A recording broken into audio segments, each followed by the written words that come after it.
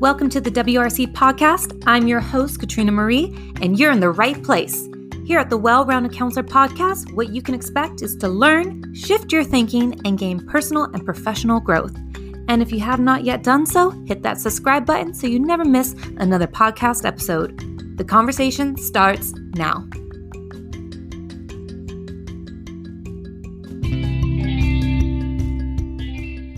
Welcome, everybody. I am so excited to have a new episode for you today. Today is Thanksgiving, and I just want to say that I am so thankful to have another amazing guest on my episode today. I don't think this person realizes how much they have impacted me as a person. And when we first began working together many years ago, he was so patient and professional, and he is the definition in my mind of what a well-rounded counselor looks like, especially in his professional practices as a counselor. And I just knew I had to have him on the WRC podcast. And I'm so thrilled to introduce to you Justin Kurass, who has been an international teacher and counselor for the past 15 years. He has worked in 6 countries and held multiple roles, such as a teacher, a counselor, head of counseling positions at multiple international and American curriculum secondary schools around the world.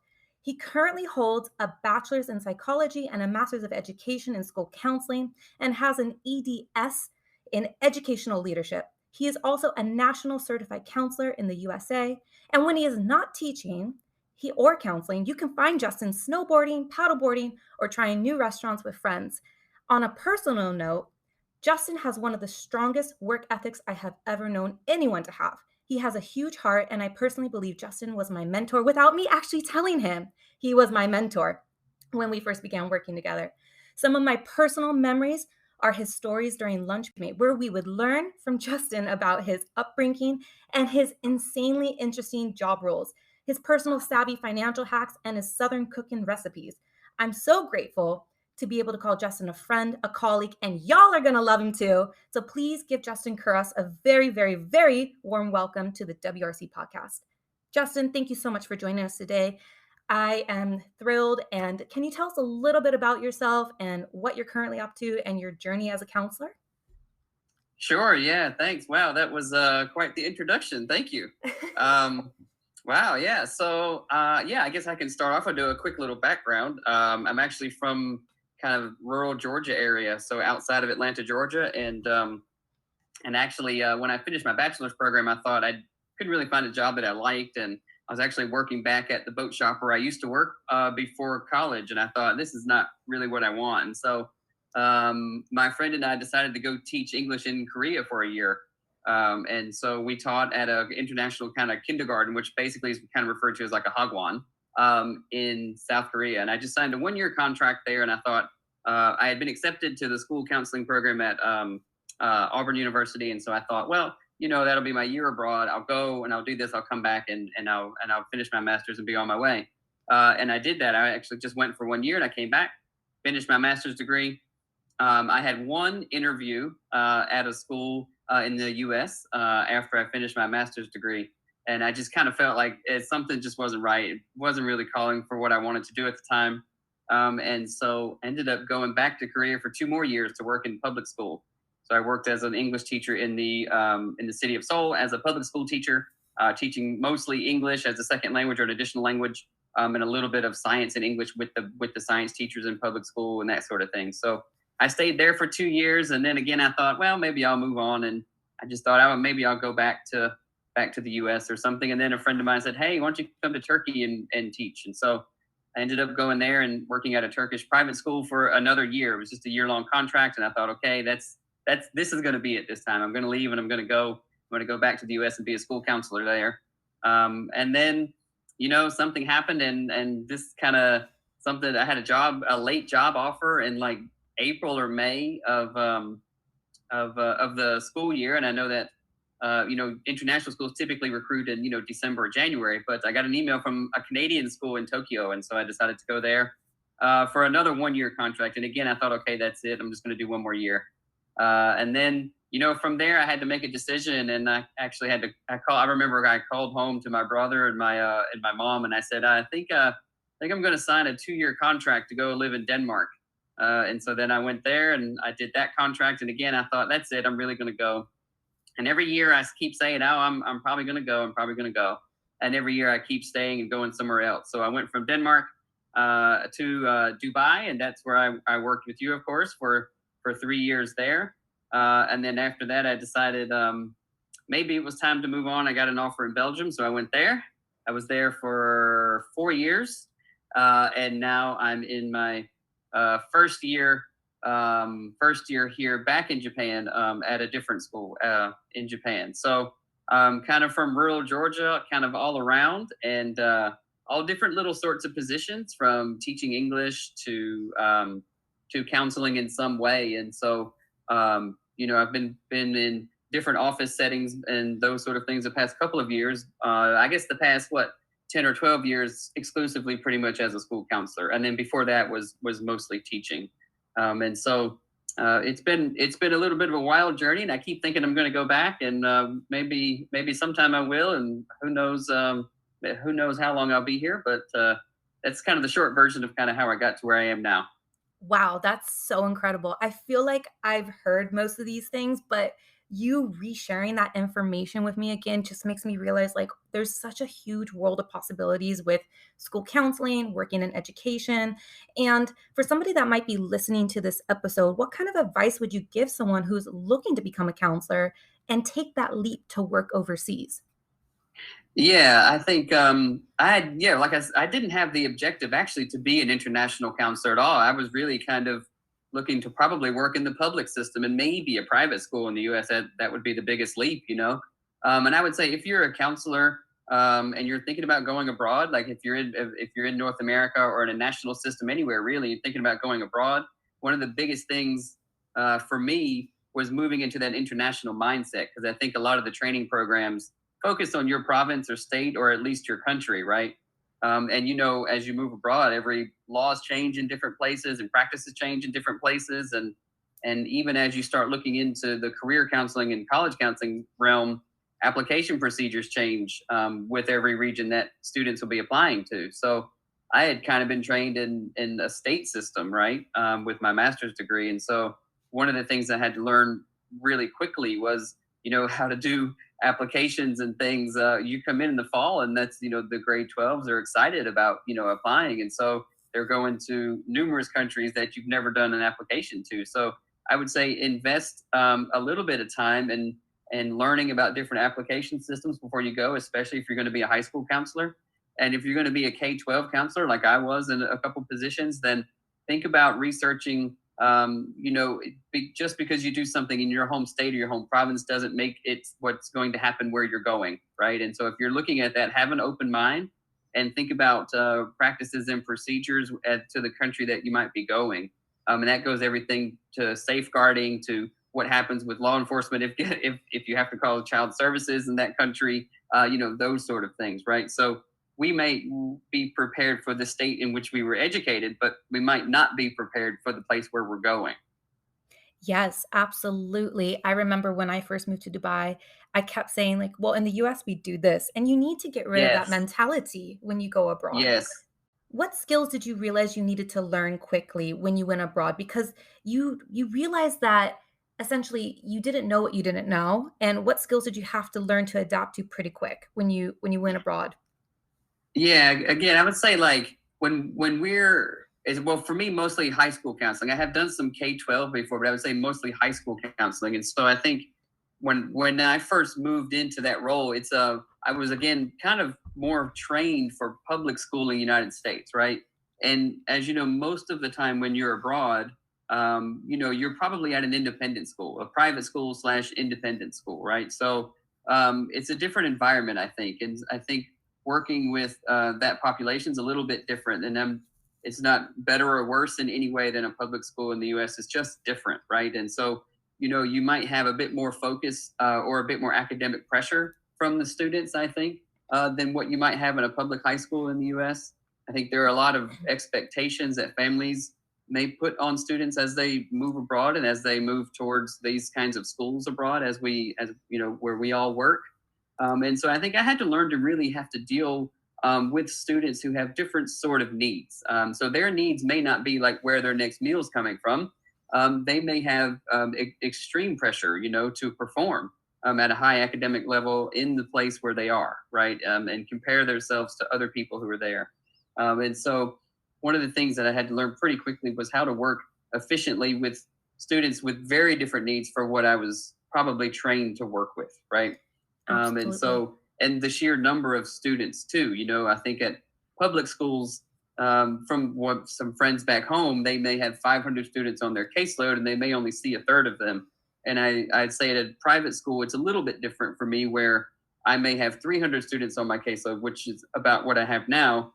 But I see almost all of them because they're pretty integral to what we're doing here. So we have a bit more of a hands-on program than what maybe some public schools in the States might have. So that's definitely something I had to get used to. Absolutely. I agree with you completely. Now, you mentioned that you've led departments before. How do you lead a team effectively? What have you learned in doing that job role? Because I know that you did that for us when I first joined the school we worked at Mhm. together. What were some of the big learning curves that you had to learn there, and how did you do it effectively? Yeah, so I think, in a counseling office, for me, camaraderie and connection is always it just, utmost importance, right? Like because that also forms communication, and perform and it also kind of lets you perform to your highest level because you assume the best intentions of the others around you, right? So for me, like that building rapport and building connection is really important. And then from that, when you learn more about the people and the personalities in the office, you kind of try to find out like what people like to do and what they're really good at. And I think one of the major things of major characteristics of being an effective leader is, putting people in situations where they can succeed, right? And I think that also makes you have to be, as a leader, extremely flexible because we want to be able to have an office that functions well, right? And we also want to be able to have an office that's successful, and you want to have people be included and you want them to be personally successful in their endeavors and what they're doing. So part of a major part of being a leader is finding what people like to do and what they're good at and what they're efficient at, and how does that benefit the office, and letting them do those things.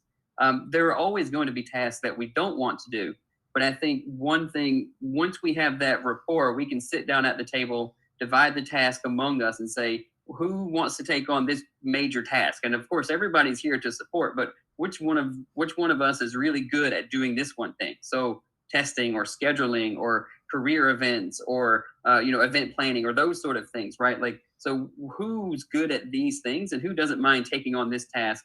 We're all here to support you as a team, but we do need kind of have one point person for that, right? So part of being a leader is dividing up the tasks obviously equally, but also to make the team successful.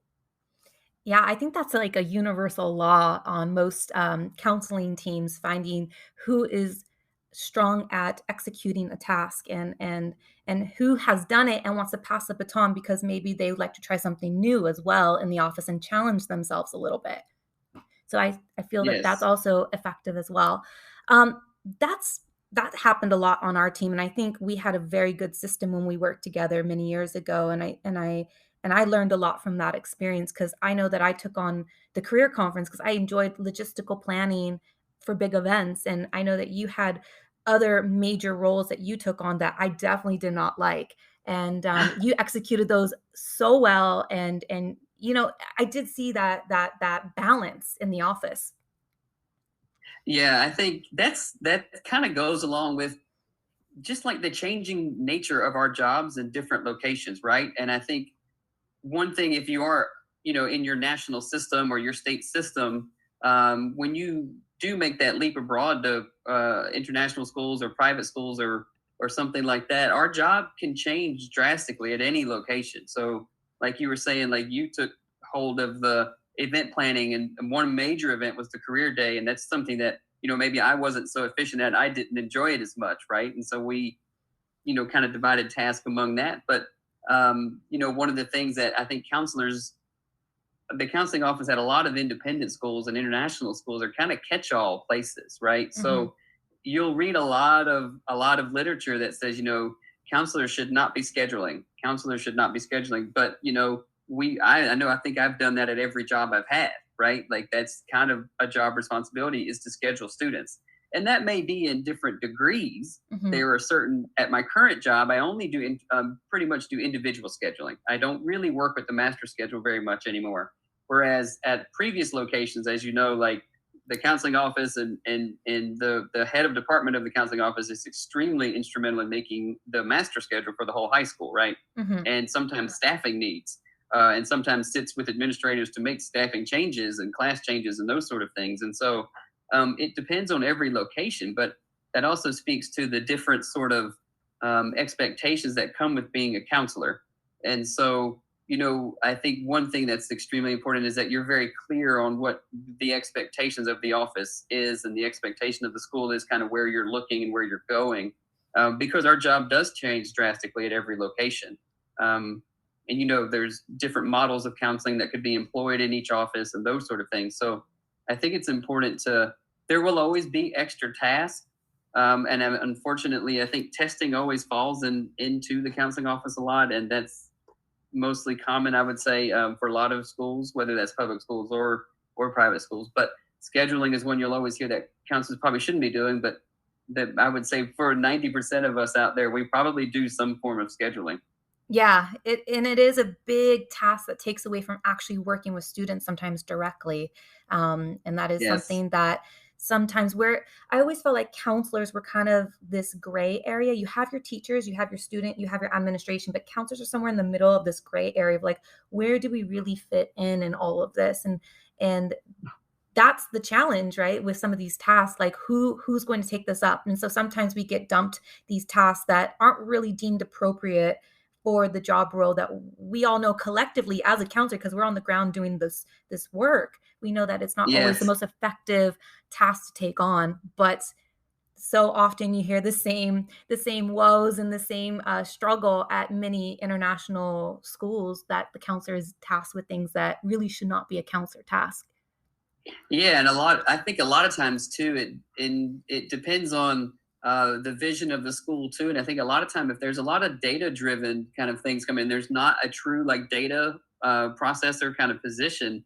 A lot of that will fall on the counseling office at times, right? Like being the testing coordinator, but not just for SAT. Like sometimes counselors are asked to do like ACER test, MAP test, and another location I've done chem testing. And so a lot of these are like, K-12 initiatives or at least 9 through 12 testing initiatives and state required exams and those sort of things. And many times the counselor gets tasked doing that, which takes away from our proactive and responsive services to students. And so that's one thing that I try to minimize my contact in at this new position is that, obviously I'm there, I'm a team player and I'm there to help if I need to.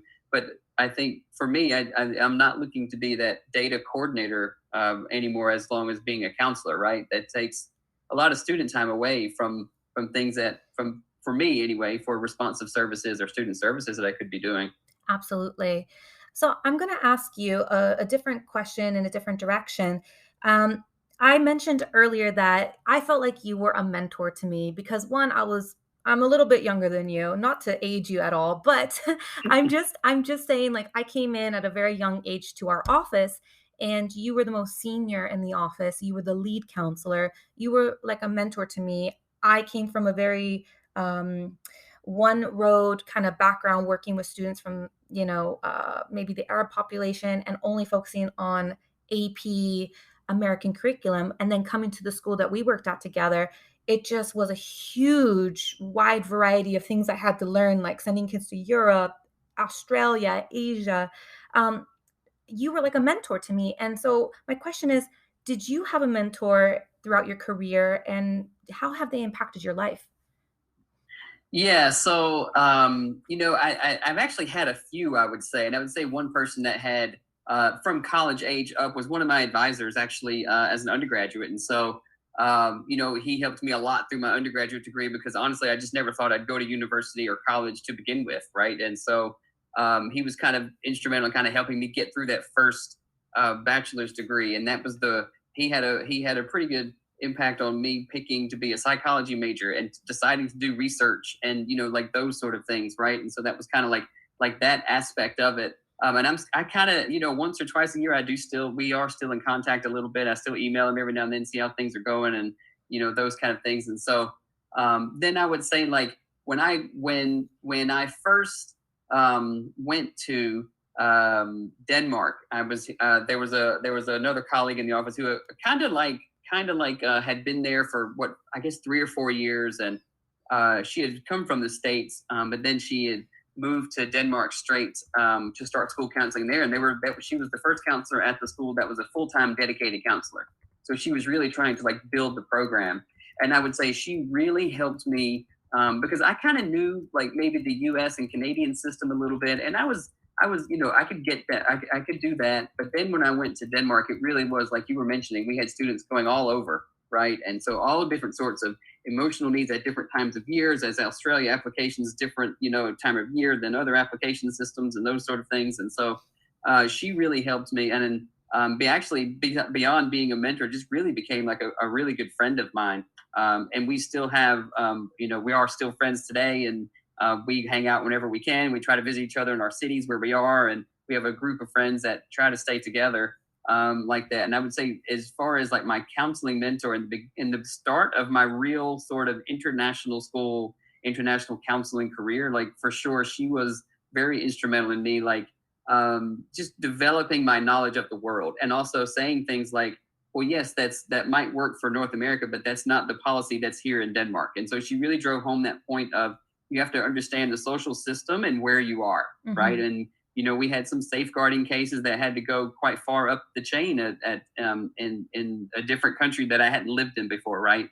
And so she really helped me kind of like navigate those local laws while being sensitive to the school population and the student and family and those sort of things. And so I really had to start learning and researching about those sort of laws in the local country or your host country, however you're saying, like wherever you are, because don't expect them to be the same or from where you're coming from or your home country, right? And Mhm. so I would say she was extremely instrumental in doing that. And then I don't know, I would say like as I've moved through, you pick up things from different people. And so I'd say the one thing, definitely one thing I noticed about you coming in the office and kind of what I picked up from you was when you set your mind to something, I feel like you're going to do it.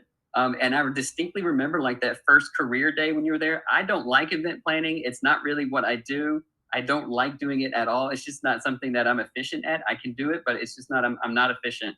But I remember I almost wanted to cancel it or something. It was just like, no, we're going to put some kids at a table and make people talk to them. That's it. That's all I'm doing.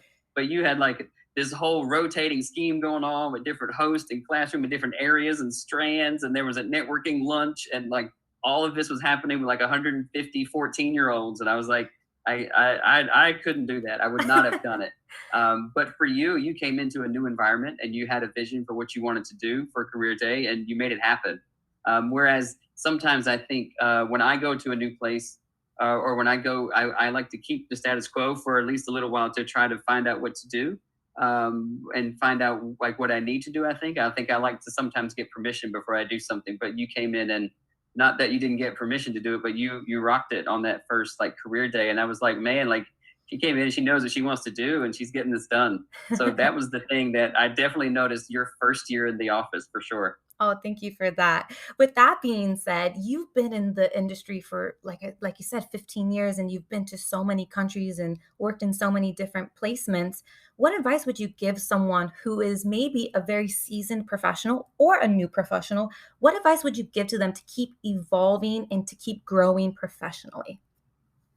Yeah, so I think for me that also becomes like the importance of sort of having an open mind and then still being able to. I hate to use the business term like networking, but I mean it as more as like a professional networking. I'm not looking, to like gain my status by networking, but being a part of professional organizations that have international counselors like you, and being able to learn from others. And so I think sometimes we get a little bit stuck in our ways when after we've been in the field for 8 to 10 years or something like that, right? You think, I don't really need to go to these things anymore. I don't really want to do this anymore. I don't need to learn anything else.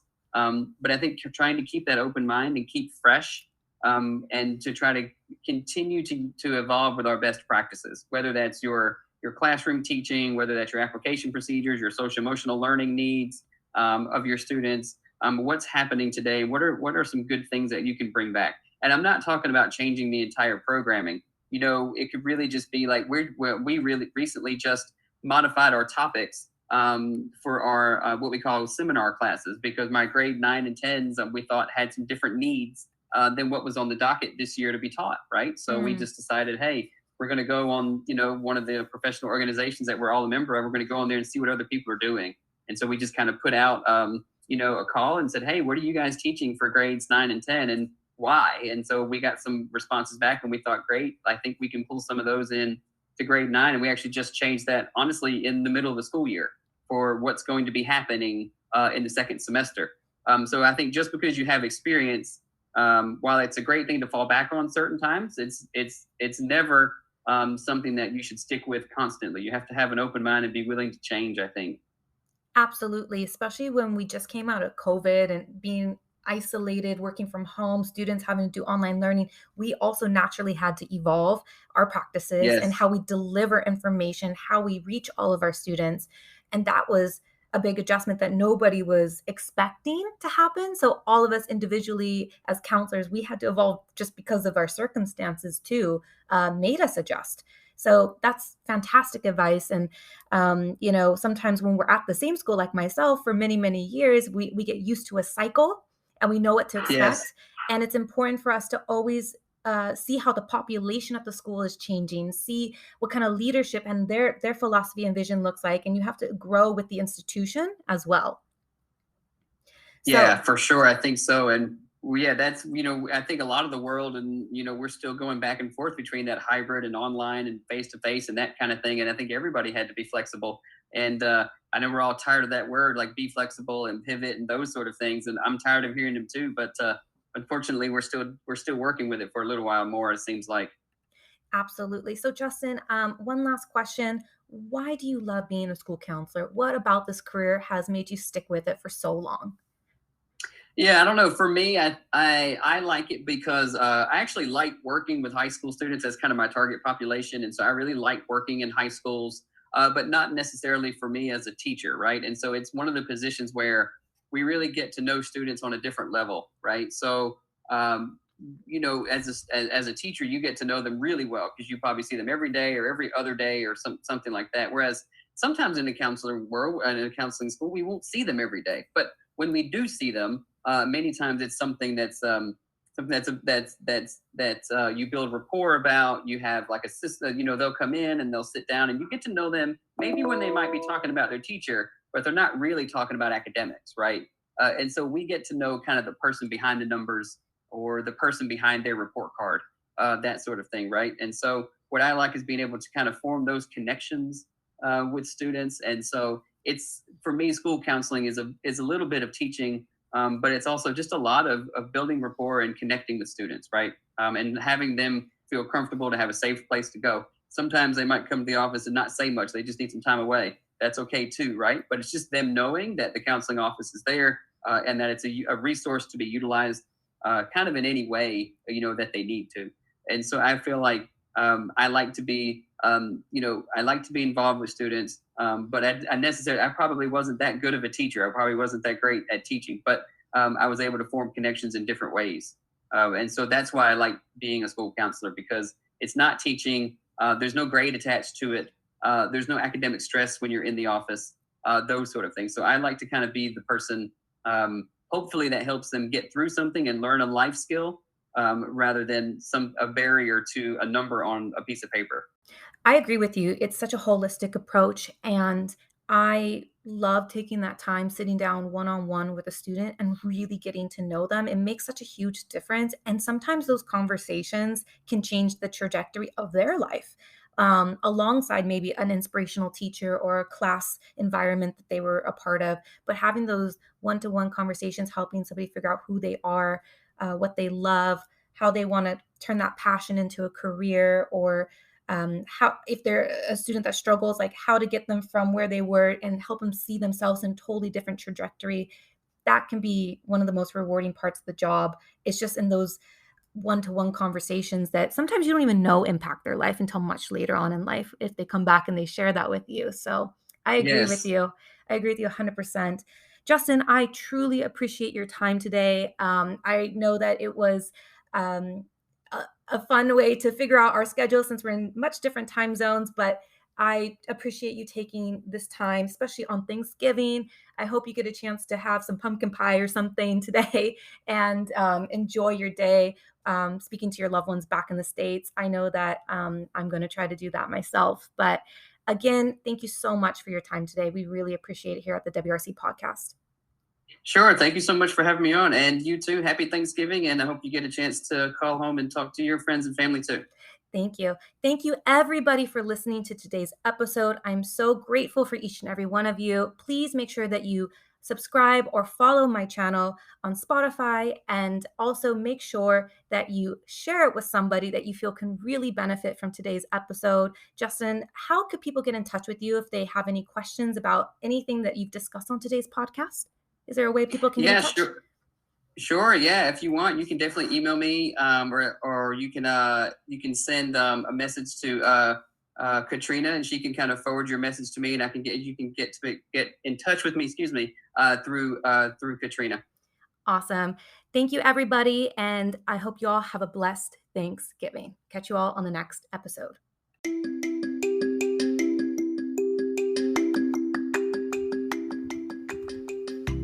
Did you love the episode? I hope you're feeling inspired and no longer feeling alone out there, and you're ready to evolve and become a better person. Make sure that you share this podcast or take a screenshot and post it on your social media. That's how you help spread this podcast organically, and people can find it much easier when you share, or share it with a loved one. I'm your host, Katrina Marie, and make it your mission to be a blessing in someone else's life today.